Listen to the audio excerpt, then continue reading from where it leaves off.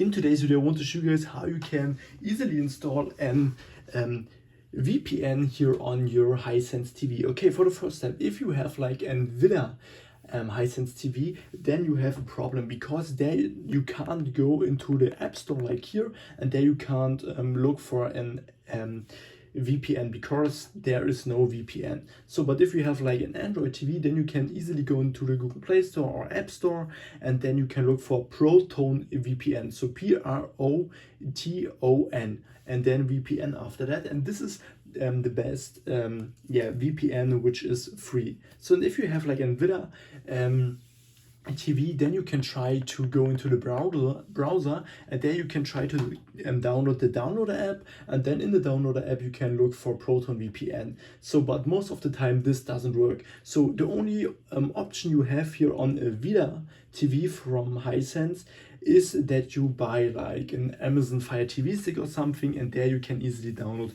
the VPN. But here on the TV it is impossible to download an VPN. But if I could help you with the video, then please leave a like and subscribe, and see you next time.